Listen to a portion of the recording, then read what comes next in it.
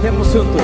Venid, glorificad a Dios, el Padre del Señor.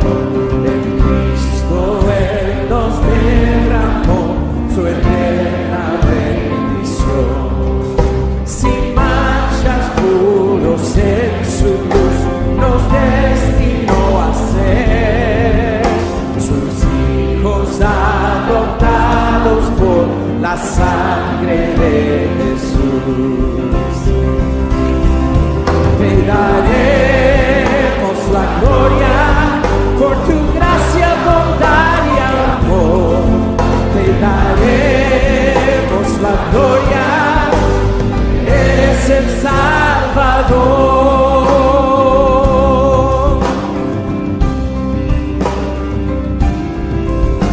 Venid, glorificad a Dios, que Cristo gracia da. Lavadas nuestras culpas son, tenemos redención. En él Dios ya nos reveló su eterna voluntad, que sea Cristo el Señor, su plan se cumplirá. Te daremos la gloria por tu gracia, bondad y amor. Te daremos la gloria, eres el Salvador.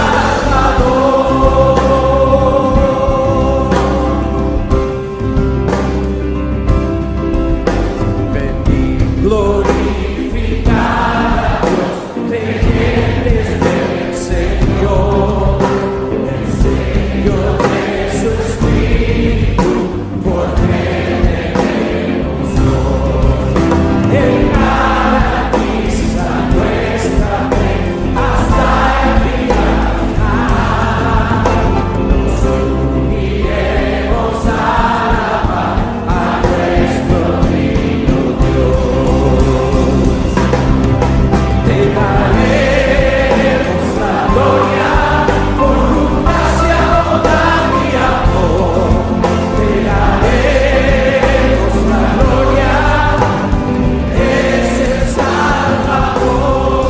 Te daremos la gloria por tu gracia, bondad y amor. Te daremos la gloria, eres el Salvador.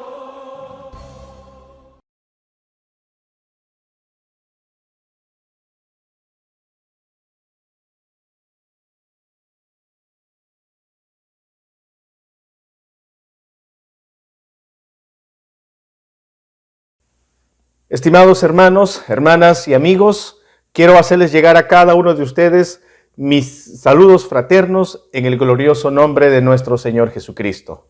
Realmente es una bendición poder encontrarnos una vez más para leer la preciosa palabra de nuestro Señor Jesucristo, precisamente hoy día, domingo, que es el día de nuestro Señor Jesucristo.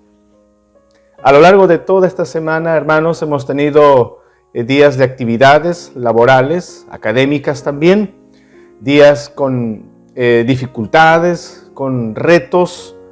¿Y cómo llegamos al día domingo? ¿Cómo llegamos al día de nuestro Señor?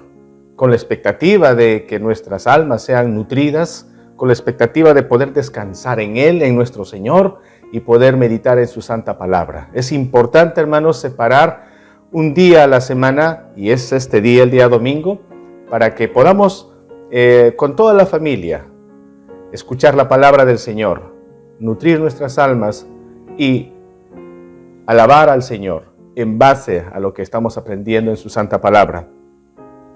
Ahora nos corresponde meditar en 1 de Corintios capítulo 7, versículo 16 hasta el versículo 24.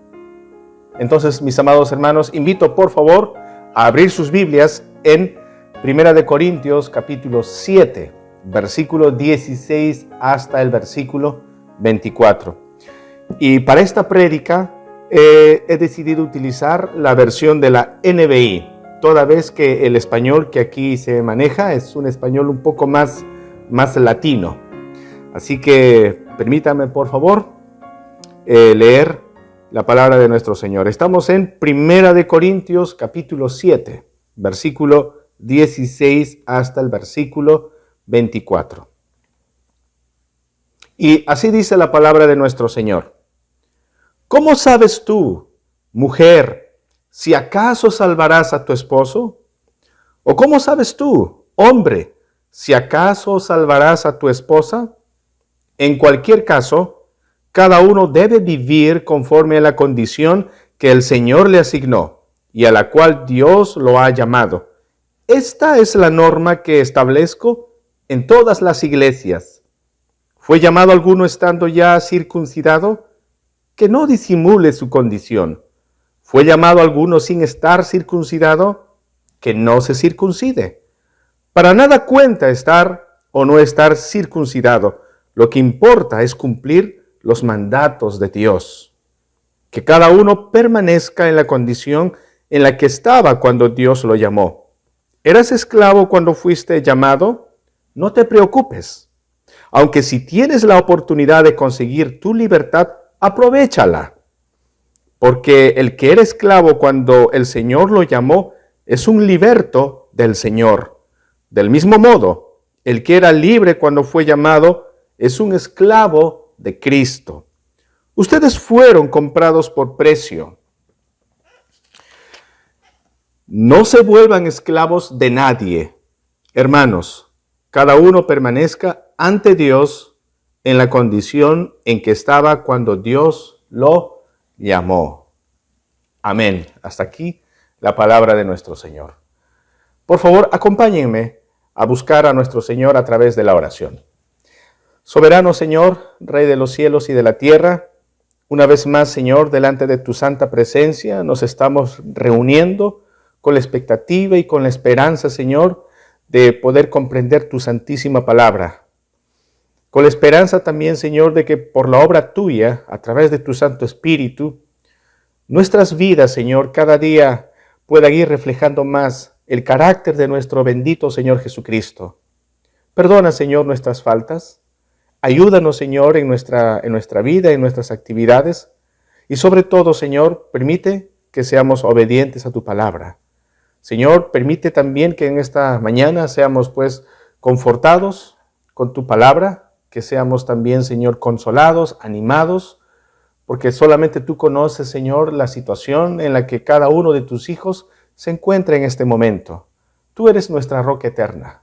Tú eres nuestra salvación. Oh Señor, eres tú quien renueva las fuerzas de cada uno de tus hijos. Y por eso, Señor, te pedimos que durante estos minutos nos des la sabiduría necesaria para poder entender tu palabra. Nos permitas estar prestos y atentos a tu santa palabra, Señor. Te lo rogamos, Padre, acercándonos ante ti a través de los méritos de nuestro amado Señor Jesucristo, Señor y Salvador nuestro. Amén. Amén. Mis amados hermanos, es indudable, es innegable que cuando Cristo Jesús llega a la vida de una persona, Cristo Jesús, a través de su Espíritu, hace una transformación, hace un cambio radical. Recuerden que Cristo Jesús entrando en nuestras vidas quiere decir también que Dios nos perdona de nuestros pecados y Dios nos saca del reino de las tinieblas para trasladarnos al reino de su amado Hijo, al reino de nuestro Señor Jesucristo. Cuando Cristo Jesús llega a nuestras vidas, el impacto es a tal magnitud que la Biblia dice que somos hechos nueva criatura, que somos hechos nueva persona, con un nuevo pensamiento, con un nuevo propósito, una nueva manera de ver la vida, una nueva perspectiva de la vida, a la luz de la palabra de nuestro Señor Jesucristo. Y es innegable también, hermanos, que el impacto que la Biblia hace en nuestras vidas, que el Evangelio hace en nuestras vidas, definitivamente es de beneficio para la familia, es de beneficio para la sociedad. Esto es innegable. En estas circunstancias, mis amados hermanos, el Evangelio había llegado a la ciudad de Corinto, a la ciudad de Corinto. En el año 55, aproximadamente del primer siglo, el apóstol Pablo escribe esta carta a la iglesia que él había establecido, que él había fundado en la ciudad de Corinto. Recuerden, hermanos, que Corinto era una ciudad céntrica, era una ciudad de mucha prosperidad económica, era una ciudad también donde la idolatría era presente, una ciudad donde la inmoralidad estaba también presente. Realmente la ciudad de Corinto era un ambiente donde había todo tipo de abusos y todo tipo de excesos. En esas circunstancias y en esas situaciones cuando el Señor fundó su iglesia allá en la ciudad de Corinto. Y mucha gente, imagínense hermanos, mucha gente conocieron el Evangelio, conocieron la verdad de la palabra de Dios. Y esto estaba produciendo ciertos cambios externos en la vida de los creyentes. Sin embargo, y esto es importante también recalcar, sin embargo, había un cierto grupo de creyentes en la iglesia de Corinto que todavía no habían entendido bien lo que significa nuestra nueva relación con Cristo, de manera que ellos querían imponer algunos cambios en la sociedad, querían imponer algunos cambios en su estatus social, en su estatus y en su condición personal o familiar, que iba a resultar contraproducente en la sociedad de ese tiempo. Quiero que me acompañen, por favor. Aquí el apóstol Pablo va a dar un principio muy importante para nuestra relación con la sociedad. Aquí el apóstol Pablo, Dios a través del apóstol Pablo, va a darnos un principio que se repite en 3 ocasiones en la sección que hemos leído. Y lo voy a repetir, hermanos. Fíjense, en el versículo 17 está el principio. Dice, en cualquier caso, cada uno debe vivir conforme a la condición que el Señor le asignó y a la cual Dios lo ha llamado. Aquí está el principio que va a guiar nuestra manera, nuestra convivencia con la sociedad. Dice que cada uno, que cada creyente debe permanecer en la situación, en la condición en la que Dios le llamó a la salvación. En el versículo 20 dice que cada uno permanezca en la condición en que estaba cuando Dios lo llamó. Se repite aquí este principio. Y en el versículo 24 dice, hermanos, cada uno permanezca ante Dios en la condición en la que estaba cuando Dios lo llamó. Cuando Dios llegó a nuestras vidas, nos ha encontrado el Señor en una situación social, nos ha encontrado en una situación laboral, en una situación familiar, y Dios dice que ese espacio y esa situación en la que hemos sido encontrados por el Señor y hemos sido salvados por el Señor, ese espacio es un lugar donde tú y yo estamos llamados a glorificarle a Dios. Tú y yo estamos llamados también a ser instrumentos de Dios en el propósito salvador. Y esto es importante recalcar, mis hermanos, que en todo lugar y en cualquier circunstancia en la que Dios nos haya encontrado, al momento de salvarnos, es una buena oportunidad para alabarle al Señor. Por eso el título de nuestro mensaje es glorificar a Dios sin importar tu condición. Glorificar a Dios sin importar tu condición. Y tenemos 2 puntos muy importantes aquí. ¿Cómo podemos glorificar a Dios sin importar nuestra condición? La condición social, la condición cultural en la que Él nos haya encontrado. ¿Cómo podemos glorificar a Dios? En primer lugar, abrazando y viviendo según la justicia de Cristo. Abrazando y viviendo según la justicia de nuestro Señor Jesucristo. Esto nos va a ayudarnos a vivir en un entorno, en una situación cultural en la que estamos.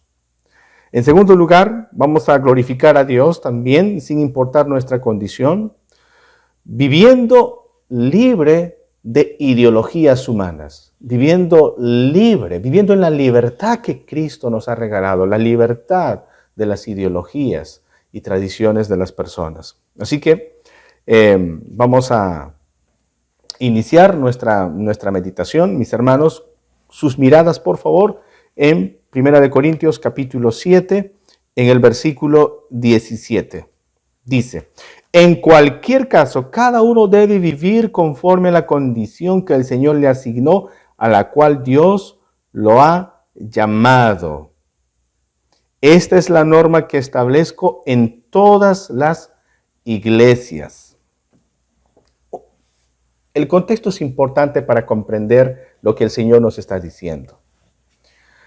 Sucede que en la iglesia de Corinto había un gran sector de cristianos de origen judío, es decir, judíos que gracias a la predicación del apóstol Pablo conocieron el evangelio, entregaron sus vidas a Cristo y llegaron a ser parte de la iglesia.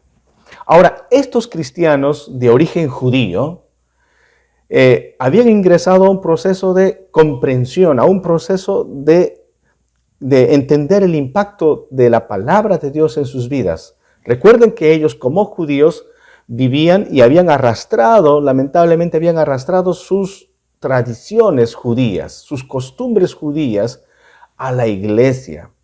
Y una de esas costumbres y tradiciones de los judíos era vivir siempre apegado a las leyes ceremoniales, a las leyes rituales.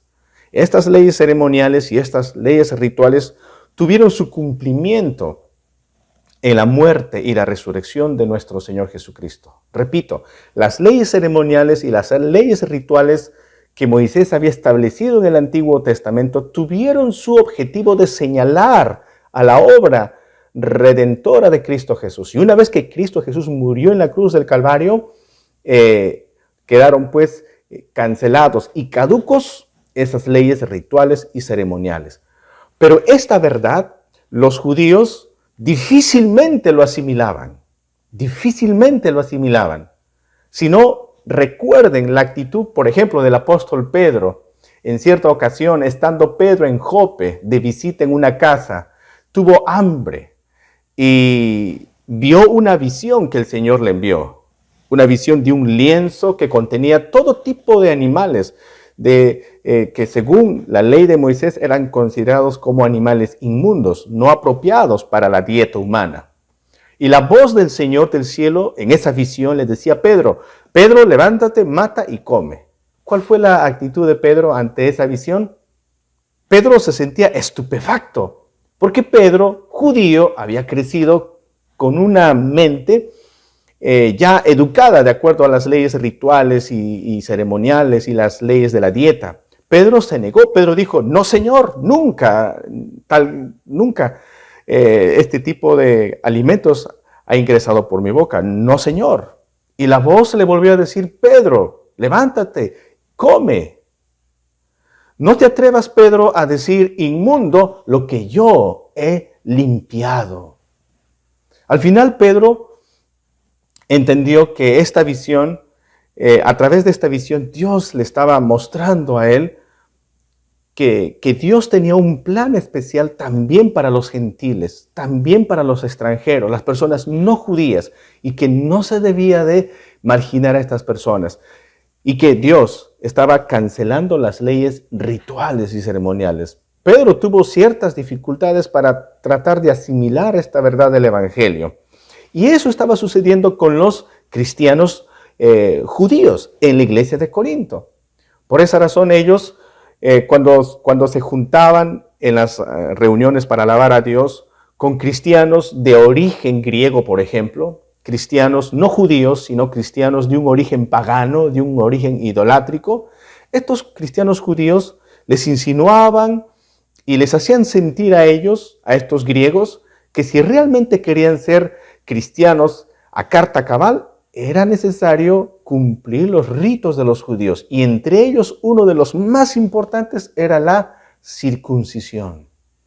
Entonces, los cristianos de origen griego se sentían intimidados y ellos decían: bueno, para ser realmente verdaderos cristianos, entonces creo que me tengo que circuncidar. Es más, incluso estos hermanos nos acaban de decir que Jesús también se circuncidó cuando fue bebé. Y bueno, si queremos parecernos a Jesús, entonces tenemos que seguir el ejemplo de Jesús por ese lado también. Entonces, había un grupo de judíos que estaban pretendiendo judaizar a los cristianos. Pero por otro lado, también había un grupo de judíos, cristianos judíos, que habían entendido y estaban en ese proceso de entender que una vez que Cristo vino a este mundo, Cristo canceló las leyes rituales y ceremoniales. Y estos cristianos judíos se sentían pues un poco intimidados y se sentían un poquito que desdeñaban de su tradición judía. Y al verse ellos que habían sido circuncidados antes de conocer el Evangelio, ellos decían, bueno, de alguna manera voy a tratar de disimular mi circuncisión. Incluso según un autor, Carson, este profesor decía que estos judíos querían helenizarse, es decir, buscaban la manera de hacerse una cirugía para tratar de disimular su circuncisión. Entonces, este tipo de situaciones estaba sucediendo en la iglesia de Corinto. Y no solo eso, sino que a raíz de que la palabra de Dios llegó a los creyentes en Corinto, muchas de estas personas empezaron a decir que, bueno, si ahora yo soy cristiano, yo tengo mi cónyuge que no conoce todavía a Cristo y vivimos con credos diferentes, así que si Cristo me ha dado la libertad, eso significa entonces que yo tengo que divorciarme de mi cónyuge. Sí, tengo que dejarle porque no compartimos la misma fe. También había pensamientos como que, bueno, ahora que soy cristiano, para servir mejor a Dios, no tengo que casarme. Realmente el ser soltero, el vivir en el celibato, es vivir en un nivel superior de espiritualidad. Decían un grupo de cristianos en la iglesia de Corinto. Había otro grupo de cristianos en la iglesia de Corinto que decían, no, el celibato no es un nivel superior de espiritualidad. El estar casado es un nivel superior de espiritualidad. Si se dan cuenta, mis hermanos, en lo que les estoy afirmando, la vida cristiana, la relación con Cristo, su nueva vida en Cristo, lamentablemente los cristianos de Corinto estaban midiendo con cambios externos. Ellos veían que cambios externos sinónimo de una vida con Cristo.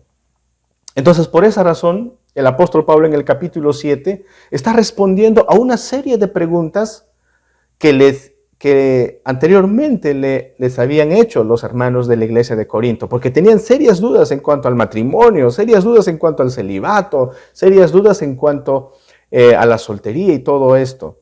Y es en medio de esa explicación que el apóstol Pablo aquí introduce este tema tan importante, este principio tan importante que es, no importa en la situación en la que el Señor nos ha encontrado, no importa. Si eres casado, entonces en esa condición tú puedes glorificar a Dios y puedes ser usado como instrumento en tu familia. Si Cristo llegó a tu vida cuando tú estabas soltero, excelente, es una buena situación tu soltería para que allí puedas alabar y glorificar a Dios y servir como un instrumento de evangelización. Si Cristo llegó a tu vida cuando tú eras un esclavo, estamos hablando en el contexto de Primera de Corintios, entonces esa situación, ese estatus social, es una buena oportunidad para que tú puedas predicar del Evangelio, para que tú puedas glorificar a nuestro Señor Jesucristo. Entonces, vamos a ver qué es lo que dice aquí el apóstol Pablo. Entonces, en el versículo 17 dice, en cualquier caso, cada uno debe vivir conforme a la condición que el Señor le asignó, a la cual Dios lo ha llamado. Esta es la norma que establezco en todas las iglesias. Entonces, esta no es una norma solamente para la iglesia de Corinto, para la situación en Corinto, sino esta norma de la palabra de Dios es para todas las iglesias, de todos los lugares y de todas las épocas. Es una norma que el Señor está dando para cada cristiano, para cada creyente. Y vamos a ver aquí, en primer lugar, podemos glorificar a Dios abrazando la justicia de nuestro Señor Jesucristo. Aquí tenemos la ilustración de una situación cultural. Y voy a después dar una palabra de aplicación a esta parte de nuestra reflexión. En el versículo 18 dice, ¿fue llamado alguno estando ya circuncidado? Que no disimule su circuncisión. ¿Fue llamado alguno sin estar circuncidado? Que no se circuncide. Entonces, recuerden, hermanos, que en la mentalidad de los cristianos judíos estaba bien enraizado el tema de las tradiciones y en especial el tema de la circuncisión. Y ellos obligaban, ellos imponían a los nuevos cristianos de otra nacionalidad, griegos en este caso, que si quieren ser realmente cristianos, tienen que circuncidarse. Intimidaban a los creyentes. Y había otro grupo de cristianos que desdeñaban, se quejaban de su tradición judía y querían disimular su circuncisión. Entonces, Pablo les está diciendo aquí a los hermanos que realmente no debería haber ningún tipo de discusión en cuanto a si tu espiritualidad, si tu carácter de cristiano es mejor si eres circuncidado o si eres no circuncidado. Por eso en el versículo 19 dice, para nada cuenta estar o no estar circuncidado. Lo que importa es cumplir los mandatos de Dios. Aquí está. Para nada cuenta estar o no estar circuncidado. De hecho, hermanos, que estas palabras caerían como un baldazo de agua fría para aquellos cristianos de origen judío que estaban tan aferrados a la circuncisión. De hecho, que ellos dirían, pero ¿cómo, Pablo, nos pides esto? Si la Biblia nos ordena que nos circuncidemos. Por ejemplo, en Génesis en el capítulo 12, cuando Dios llamó a Abraham, Dios le dijo a Abraham que se circuncide, él y sus descendientes. Y esa circuncisión iba a servir como una señal del pacto que Dios estaba haciendo con Abraham y que esa señal de la circuncisión iba a ser establecido para la nación de Israel y que todo verdadero israelita debía ser circuncidado, que esa era la ley, que ese era el mandamiento de Dios. Entonces estos cristianos judíos se sentirían pues conmocionados y dirían, pero ¿qué estás diciendo, Pablo? Y es más, tú dices que no tienen relevancia la circuncisión, que lo más importante es obedecer los mandatos de Dios. ¿Qué acaso la circuncisión no es un mandato de Dios? Y efectivamente, hermanos, sí es un mandato de Dios. Pero el punto está aquí, que este mandato de la circuncisión tenía un enfoque de carácter espiritual. Y este enfoque, esta esencia espiritual había sido ignorado por los judíos. Y precisamente esto es lo que el Señor quería mostrar, lo que realmente la circuncisión significa. Y vamos a leer Deuteronomio capítulo 30, versículo 6. Deuteronomio capítulo 30, versículo 6 dice, y circuncidará Jehová tu corazón. Repito, y circuncidará Jehová tu Dios tu corazón y el corazón de tu descendencia, para que ames a Jehová, tu Dios, con todo tu corazón y con toda tu alma, a fin de que vivas. Aquí Deuteronomio ya nos está enseñando que la circuncisión que realmente importa a los ojos de Dios no es la circuncisión meramente física.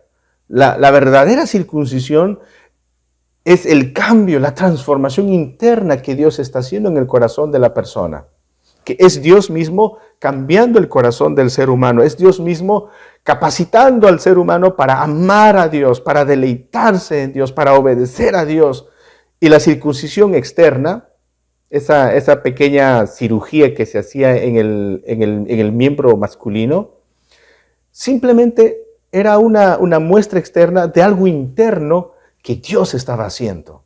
El sello de Dios, en este caso, el sello del pacto de gracia de Dios, está en el corazón del cristiano, en el corazón del cristiano. Y eso se simbolizaba externamente por la circuncisión. Romanos capítulo 2, versículo 28 y 29 dice lo siguiente, hermanos. Romanos capítulo 2, verso 28 y 29 dice, pues no es judío el que lo es exteriormente. Repito, pues no es judío el que lo es exteriormente, ni es la circuncisión la que se hace exteriormente en la carne. Versículo 29. sino que es judío el que lo es en lo interior. Y la circuncisión es la del corazón, en espíritu, no en letra, la alabanza del cual no viene de los hombres, sino de Dios. Entonces, mis amados hermanos, guardar los mandamientos se entiende no como una mera aplicación externa de ciertas reglas externas, sino más bien el guardar los mandamientos del Señor. El obedecer los mandamientos del Señor es la demostración de una realidad interna. El obedecer los mandatos de Dios es la manifestación de un cambio de vida que por el poder del Espíritu Santo de nuestro Señor, nosotros podemos obedecer a Dios. Y si no fuera por la obra de Dios, no podríamos obedecer a nuestro Señor. Por lo tanto, el obedecer los mandatos de Dios realmente no es meramente un ejercicio externo, sino es la obra de Dios en el corazón que se va reflejando, obviamente, en actitudes, en acciones externas. Entonces, en síntesis, lo que el apóstol Pablo está diciendo aquí a los creyentes es, miren, la circuncisión o la incircuncisión es irrelevante. No vamos a medir tu vida cristiana y tu fidelidad en base a estos ritos, en base a manifestaciones externas. Tu verdadera espiritualidad y tu verdadera relación y tu obediencia a Cristo Jesús, valga la redundancia, se ve a través de tu sujeción a la palabra de Dios. Se basa en base a tu sujeción a los mandatos del Señor. Entonces Pablo les está diciendo, hermanos, hacer un gran escándalo por cosas externas como la circuncisión, realmente es hacer escándalo por temas religiosos, hacer escándalo por temas culturales, y estas cosas externas no tienen nada que ver con el corazón y la obra del Espíritu Santo realizada en el corazón. Una ilustración para comprender esto en nuestros tiempos. Hay muchas personas que dicen, bueno, yo soy cristiano, ahora que yo me entregué a Cristo, ahora que soy cristiano, tengo que manifestar físicamente mi cambio. Y hay algunos grupos religiosos que enseñan esto dentro de sus reuniones y dicen, si tú quieres ser como Cristo, tú quieres parecerte a Jesús, entonces tienes que empezar por cambiar tu forma de vestimenta. Sí, la Biblia dice tenemos que parecernos a Jesús, y Jesús no usaba pues un saco, no usaba corbata en el primer siglo, usaba túnicas. Y ustedes saben, mis estimados oyentes, amados hermanos, que hay un grupo religioso en nuestro país que enseña que el parecerse a Cristo Jesús implica cambio de vestimenta. Y los feligreses de esta organización no se rasuran, no se cortan el cabello y no usan ropa como nosotros, sino usan túnicas. Y cuando alguien les pregunta, ¿pero por qué hacen eso? Ellos dicen, mira, nosotros somos los más leales a Dios, los más obedientes a Dios, porque estamos vistiéndonos tal como Dios ordena. Es más, nosotros somos los más fieles a Dios, nosotros somos los verdaderos cristianos, porque nosotros nos abstenemos de cierto tipo de alimentos. Es más, nosotros somos los verdaderos cristianos porque nosotros cada cierto tiempo hacemos nuestros sacrificios, quemamos nuestras ovejas, nuestros toros, allá en Cieneguilla. Nosotros somos los que realmente estamos obedeciendo a Dios. Pero realmente esa no es la manera de demostrar nuestra relación con Cristo Jesús. Esa no es la manera de vivir nuestra espiritualidad. Realmente ellos han mal entendido lo que significa el cambio una vez que Cristo llega a nuestras vidas. Y obviamente este tipo de actitudes genera pues conflictos dentro de la familia, genera dificultades con aquellos familiares de estas personas que no conocen el Evangelio y empiezan a decir, bueno, desde que mi familiar se hizo cristiano de ese grupo, bueno, realmente hasta su forma de vestir ha cambiado y eso nos genera pues ciertos conflictos aquí, ¿no? Entonces, esa no es la manera en la que se manifiesta nuestra comunión con el Señor. No es lo externo, sino lo interno. De ahí parte todo. Entonces, eso es lo que el apóstol Pablo está diciendo aquí, ¿no? Eso es lo que está diciendo aquí al hablar del tema de la circuncisión. que la verdadera circuncisión es el cambio que Dios está haciendo en el corazón del verdadero cristiano para amarle y adorarle. Muy bien, entonces, ¿qué debemos hacer? ¿Cómo podemos glorificar a Dios en la situación en la que nos encontramos? Bueno, debemos glorificar a Dios abrazándonos de la obra de Cristo Jesús, abrazándonos de la justicia de nuestro Señor Jesucristo, de todo lo que Él hizo en la cruz del Calvario por nosotros. Esa es una relación interna, espiritual. No estoy diciendo que eso no se va a reflejar en nuestra vida externa. Claro que se va a reflejar, mis hermanos. Definitivamente que sí. Va a haber un impacto, pero este impacto que se va a dar en nuestra familia, que se va a dar en la sociedad, no es un impacto como la explosión de una bomba, no, sino este es un impacto que viene a través de la influencia. Hay una influencia y Dios quiere que el Evangelio influya a las personas, influya a nuestra sociedad.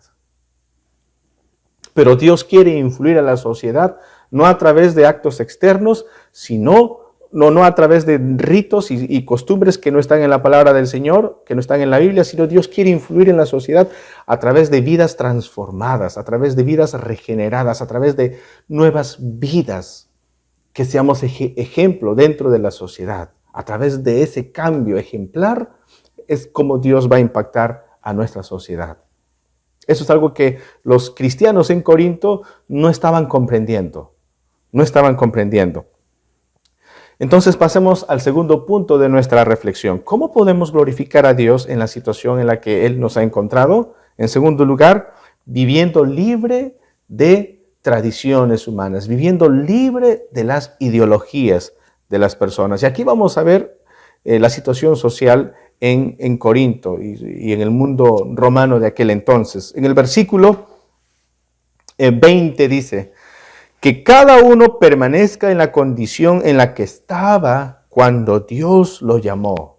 Aquí está una vez más, se repite el principio. Cada uno debe permanecer en la misma situación y en la misma condición en la que tú estabas cuando Dios te llamó. Cuando dice Dios te llamó, ese llamar hace referencia a la salvación. Cuando Dios te llamó a la vida eterna, cuando Dios te llamó a la salvación.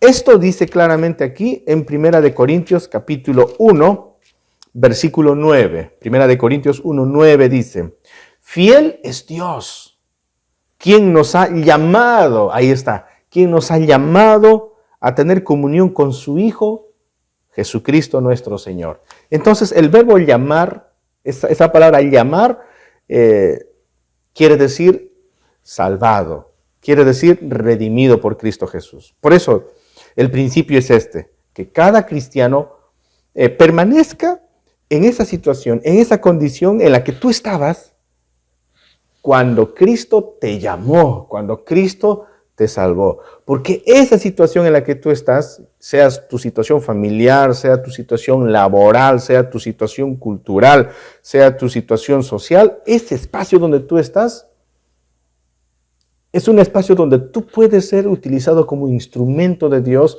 para alcanzar a las personas que aún no conocen a Cristo Jesús. Y voy a explicar eso más adelante, pero veamos aquí el versículo 21.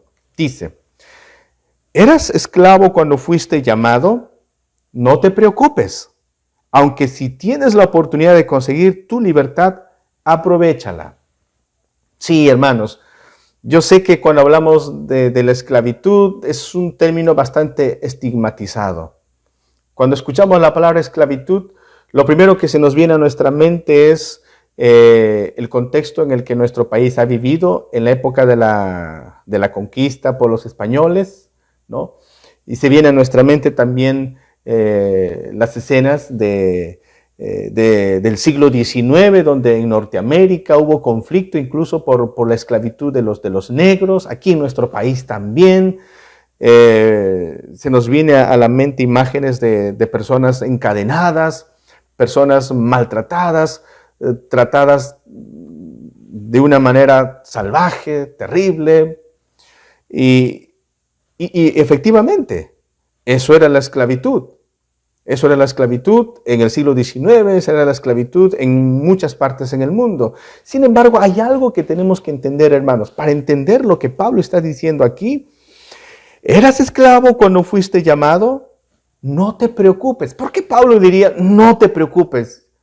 Si la esclavitud era algo terrible, Pablo debería decir, bueno, preocúpate y libérate de la esclavitud. Pero ¿por qué Pablo dice, no te preocupes? Luego dice, aunque si tienes la oportunidad de conseguir tu libertad, aprovéchala. Tenemos que entender, hermanos, aquí el contexto socioeconómico de la antigua Roma. La esclavitud en el Imperio Romano era algo diferente a la esclavitud del siglo XIX, era algo diferente a la esclavitud que en nuestro propio país también se vivía en la época de la conquista. Por ejemplo, según algunos estudiosos, en el Imperio Romano, en ese tiempo, había hasta 12 millones de esclavos en el mundo mediterráneo. 12 millones de esclavos. Eso quiere decir que una de cada 5 personas en el Imperio Romano era esclavo. Era esclavo. Ahora, es importante también decirles, hermanos, que la servidumbre no siempre había sido por la fuerza. Muchas personas pobres en el Imperio Romano preferían ser esclavos, porque incluso esto les daba la oportunidad para ascender y convertirse en mayordomos en la casa de sus amos. Mucha gente pobre y humilde prefería ser esclavo porque de esa manera tenían sus necesidades básicas cubiertas. Sus necesidades básicas cubiertas. Es cierto, hermanos, es cierto, también existían situaciones en las que estos esclavos eran pues maltratados. Por esa razón, incluso el apóstol Pablo condena el maltrato a los esclavos, condena el tráfico de esclavos que también se hacía presente en la época del Imperio Romano. Pero quiero una vez más recalcar que la esclavitud en el Imperio Romano era una forma en la que muchas personas humildes subsistían. Y muchos querían voluntariamente ser esclavos porque recibían ciertos beneficios en la vida. Miren, 1 de Timoteo capítulo 1, versículo 10, dice en la NBI, para los adúlteros y los homosexuales, para los traficantes de esclavos, subrayen eso, hermanos, para los traficantes de esclavos, los embusteros, y los que juran en falso. En fin, la ley es para todo lo que está en contra de la sana doctrina. Entonces, fíjense, aquí Pablo está hablando y está condenando el tráfico de los esclavos. Había también esa situación en la época del Imperio Romano. Pero vuelvo a recalcar, también había la otra parte, que eso era en su mayoría, que los esclavos realmente eran una especie de servidores. Claro, no tenían la independencia personal porque le pertenecían a su amo, pero recibían beneficios sociales de su condición de esclavo. La palabra esclavo que encontramos aquí en 1 Corintios es la palabra griega doulos. Y esta palabra doulos, vuelvo a decir, significa en castellano esclavo. ¿Por qué digo esto? Porque quiero que veamos en el Evangelio de San Lucas, capítulo 19, versículos 12 y 13. Aquí tenemos la parábola que nuestro Señor contó, la parábola de las 10 minas. Y en esta parábola el Señor emplea el término doulos, pero la Reina Valera y la NBI lo han traducido como siervo. Siervo y esclavo son lo mismo. Yo sé que en el castellano tienen cierta connotación porque el siervo es un sirviente que trabaja y es remunerado por esto. Mientras que un esclavo es también un trabajador, pero que no tiene, digamos, independencia. No tiene independencia, es de su propietario.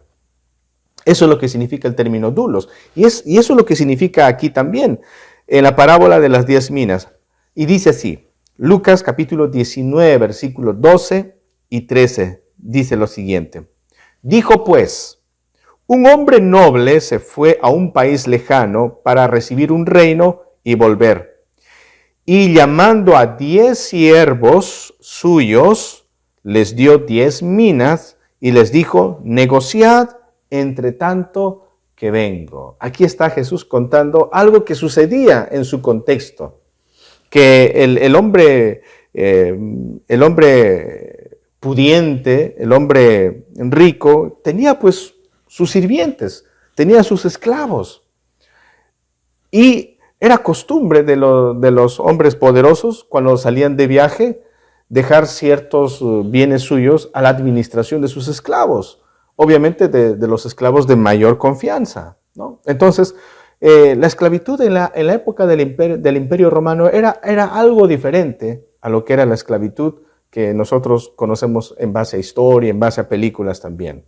No estoy diciendo que no había también abusos, también había abusos. Por eso Pablo dice, si tienes la oportunidad de liberarte, aprovecha esa oportunidad. Pero si no hay esa oportunidad y tú sigues siendo esclavo, glorifica a Dios en tu condición de esclavo. Pablo realmente aquí no está apoyando una revuelta de esclavos, porque sucedía que los creyentes en la iglesia de Corinto, al escuchar la palabra de Dios y al entender que en Cristo somos libres, habían mal entendido esto y ellos decían, en Cristo soy libre. Entonces ahora que yo soy cristiano, volveré a la casa donde está mi amo y le diré a mi amo, a mi patrón, le diré, ¿sabes qué? Amo, tú ya no tienes ningún control sobre mí porque soy cristiano, así que ahora soy un hombre libre. Pablo está diciendo, no, tu libertad no es de tu relación con tu amo.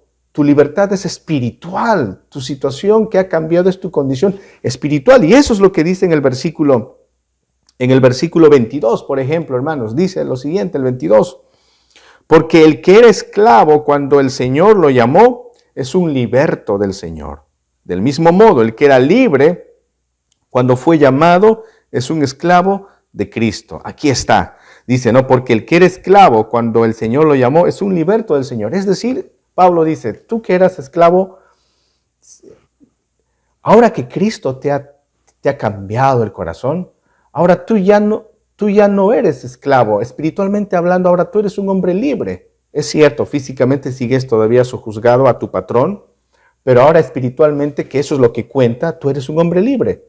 Y si un hombre millonario que tiene sus esclavos conoció a Cristo Jesús, la Biblia dice, ahora ese hombre millonario se ha convertido en un sirviente de Cristo, en un esclavo de Cristo, porque ahora su lealtad es para con Cristo Jesús. Y eso fue lo que pasó básicamente en la carta a Filemón. Es una pequeña carta que está en el Nuevo Testamento. Filemón era un hombre pudiente económicamente y tenía sus esclavos, tenía sus siervos. Uno de ellos era Onésimo. Onésimo huyó y se encontró con el apóstol Pablo. Pablo le evangelizó a Onésimo, a este esclavo. Onésimo conoció la verdad de Dios y Pablo le dijo, Onésimo, no está bien que hayas escapado de tu amo. Tienes que volver a tu amo y pídele perdón porque le has agraviado posiblemente aún en lo material y en lo económico. Y Onésimo tuvo que volver a la casa de su amo, a la casa de Filemón. Y Filemón, pues al final la tradición dice que le recibió amablemente, ya eran hermanos en el Señor, ¿no? Entonces, eso es lo que aquí el apóstol Pablo está diciendo claramente, ¿no?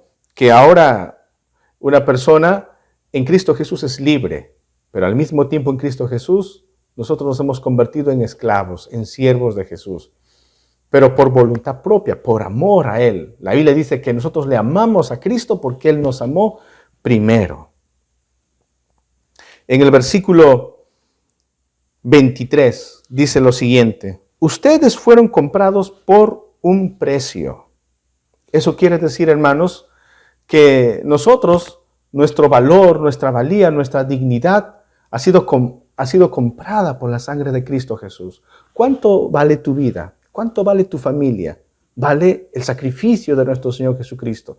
Eso quiere decir que ahora nuestro propietario, nuestro dueño, es nuestro Señor Jesucristo. Y le debemos a Él lealtad, le debemos a Él nuestra devoción y le debemos a Él nuestro amor. Pablo dice, ustedes fueron comprados por un precio. Cristo es nuestro dueño. Cristo pagó con su propia sangre. Por eso dice a continuación, no se vuelvan esclavos de nadie. No se vuelvan esclavos de nadie. En otras palabras, aquí el apóstol Pablo nos está diciendo, miren, ustedes han sido liberados, sus conciencias han sido liberadas. No se esclavicen de los pensamientos de las personas. No sean esclavizados por las tradiciones o las costumbres que las personas, que alguien quiera imponerles. Recuerden, ustedes son libres. Sus conciencias libres para vivir sujetos a la Biblia, a la palabra de Dios, mas no para sujetarse a las normas o las tradiciones de los hombres que no están de acuerdo a la palabra de nuestro Señor Jesucristo. ¿Y por qué? Y quiero que leamos brevemente el capítulo 16, que al inicio de la lectura bíblica hemos leído. En el capítulo 7, versículo 16 dice, ¿cómo sabes tú, mujer, si acaso salvarás a tu esposo? ¿O cómo sabes tú, hombre, si acaso salvarás a tu esposa? Pablo está diciendo aquí que el objetivo de nuestras vidas cuando somos salvados, cuando Cristo llegó a nuestra vida, es poder alcanzar también con la gracia de Dios a nuestra familia, a los que aún no conocen a Cristo Jesús. Pablo está diciendo aquí, si tú conociste a Cristo y tu cónyuge no conoce todavía a Cristo Jesús, no te separes, no te divorcies, porque eso es lo que los cristianos en Corinto estaban pretendiendo hacer. Con el pretexto de que, bueno, ahora yo soy cristiano, mi cónyuge no conoce a Cristo, entonces mejor me divorcio, porque no podemos andar así con credos distintos. La Biblia dice, ¿qué sabes tú, mujer, si tal vez Dios puede utilizarte a ti como instrumento para salvar a tu esposo? O tú, hombre, ¿qué sabes tú? Tal vez Dios te pueda utilizar como herramienta para salvar a tu esposa. Y ese es el objetivo, mis estimados hermanos. Por eso Pablo está diciendo, quédate en la situación en la que Dios te ha encontrado, en la que Dios te ha llamado, porque esa situación es una oportunidad para alcanzar a los que no conocen al Señor. Y quiero contar aquí una ilustración que nos va a ayudarnos a comprender esto y estaré finalizando nuestra reflexión. Hace un tiempo atrás, bueno, realmente ya hace varios años, más o menos será pues 4 o 5 años, tuve la oportunidad de visitar a una familia. Y el padre de familia, al verme a mí como el pastor, ¿no? Este señor empezó a quejarse de su esposa. Este hombre no conocía a Cristo, pero su esposa era cristiana. Entonces, este hombre empezó a quejarse y me dijo, pastor, desde que mi esposa se hizo cristiana, realmente en lugar de mejorar nuestro matrimonio, en lugar de mejorar nuestra relación, pastor, ha ido en pique, ha ido de mal en peor. ¿Por qué? Porque mi esposa desde que se hizo evangélica, desde que empezó a asistir a esa iglesia, todas las noches sale de la casa y regresa a la medianoche. Descuida a mis hijos, descuida las labores familiares. Y cuando yo le digo, pero ¿por qué te demoras? ¿Por qué todos los días? Y hasta la medianoche.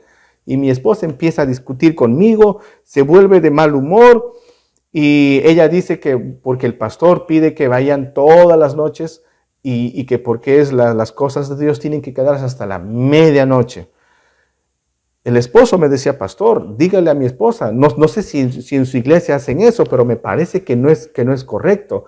Con tanto peligro que hay en la calle, que mi esposa camine a medianoche volviendo a la casa, que descuide a mis hijos. Y realmente cada vez que yo quiero hablar con mi esposa sobre estos temas, realmente ella empieza a poner sus reglas y empieza a ser una mujer bastante confrontativa conmigo, empieza a hablarme en una actitud de querer retarme y ella me juzga, ella quiere ser siempre la vencedora, ella me dice que yo soy un mundano, que yo soy un pecador y realmente se ha vuelto mi esposa muy, muy irritable, pastor.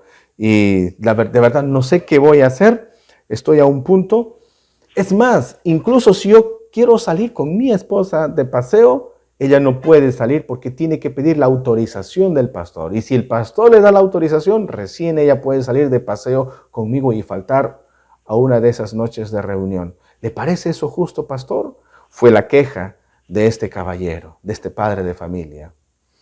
Y cuando hablé con la hermana, le dije, hermana, ¿es cierto esto lo que está pasando? Y la hermana me dice, sí, es pastor, porque en mi iglesia así me enseña el pastor, en mi iglesia todos tenemos que ir, y en mi iglesia tenemos que hacer esto. Y realmente entiendo yo que a veces hay grupos religiosos que imponen normas que no están en la Biblia, que imponen reglas que no están en la palabra del Señor, para hacer que sus feligreses sean más leales. Y yo le decía, y hermana, ¿usted por qué hace esto? Ella dice, no, porque el pastor dice que si no persevero no voy a ir al cielo, y que por eso tengo que hacer esto o lo otro. Y que no debo hacer caso a mi esposo porque él es un mundano. Y en este ejemplo que les estoy mostrando, mis hermanos, realmente la actitud de esta cristiana no ayuda en nada a su esposo para conocer el Evangelio.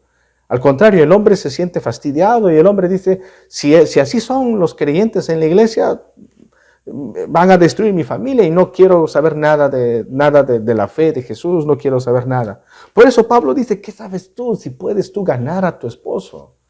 Obviamente, el cambio no tiene que mostrarse así como una explosión. El cambio es la influencia de poco a poco.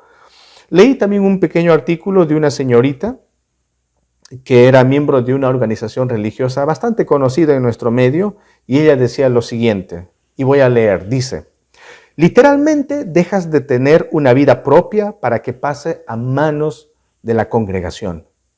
Me daban una serie de prohibiciones. Por ejemplo, me prohibieron celebrar todo tipo de reuniones como cumpleaños, diciendo que esto tenía origen pagano. Vivía en una completa burbuja.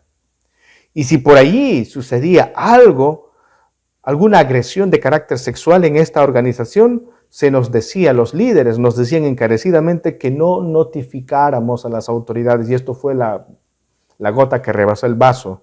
Yo decidí salir de aquella organización porque te lavan el cerebro. Imagínense. Muchos grupos religiosos piensan que la verdadera espiritualidad se muestra externamente, se debe manifestar externamente, pero la verdadera espiritualidad empieza internamente, mis amados hermanos. Y obviamente hay cambios externos, pero esos cambios externos se van dando paulatinamente, a manera de una influencia. Y nuestra vida cristiana no consiste en tradiciones y en normas. Nuestra vida cristiana consiste en una vida de ejemplo. En otras palabras, termino con esto. Cuando el Evangelio llega a la vida de una persona, ¿qué debe hacer en la vida de esa persona? Si es esposo, el Evangelio debe convertirle en un mejor esposo. Si es esposa, el Evangelio, la palabra de Dios debe de convertirla en una excelente esposa. Si es un trabajador y llega el Evangelio a la vida de ese trabajador, lo debe de convertir en un trabajador ejemplar en su medio laboral. Si es un estudiante y el Evangelio llega a su vida, el Evangelio debe convertirle en un estudiante modelo. Es decir, el Evangelio tiene ese poder de hacer de nosotros mejores personas, porque es la obra del Espíritu Santo. Y eso, mis amados hermanos, sirve como testimonio para que más personas que no conocen a Cristo puedan llegar a los pies de Cristo Jesús. Por eso termina diciendo aquí 1 Corintios en el versículo 24, hermanos, cada uno permanezca ante Dios en la condición en que estaba cuando Dios lo llamó. En el espacio donde Dios te ha llamado, allí tú puedes ser una luz que ilumine. Allí tú puedes influir con la gracia de nuestro Señor Jesucristo. Oremos. Te damos las gracias, poderoso Señor, por la oportunidad de leer tu palabra. Ayúdanos, Señor. Sabemos que tú has llegado a nuestras vidas y tú deseas también llegar a aquellos que no te conocen a ti, Señor. Ayúdanos, Padre, a que podamos ser diligentes en obedecerte a ti, Padre, por amor, no por miedo, no por un interés, sino por amor, porque nos amaste primero. Y ayúdanos también, Señor, a poder compartir con nuestro testimonio que tú eres real, con nuestros familiares que aún no te conocen, Señor. Ayúdanos, Padre, a que no tengamos una actitud confrontativa, una actitud, Señor, que haga que los demás se alejen de nosotros. Permite que tengamos una actitud, Señor, de paz y de misericordia, pues a eso nos has llamado tú, Señor. Que tu palabra, tu Santa Biblia, haga de nosotros mejores personas cada día, Señor, en el medio, en el entorno donde estamos, y que seamos ciudadanos ejemplares, porque a eso nos has llamado tú, Señor. Gracias, Padre. Bendice a todos tus hijos y permítenos, Señor, disfrutar y descansar en ti, Señor. Renueva las fuerzas de tu pueblo. En Cristo Jesús oramos. Amén. Amén. Que el Señor les bendiga, mis estimados hermanos. Dios les llene de su gracia cada día.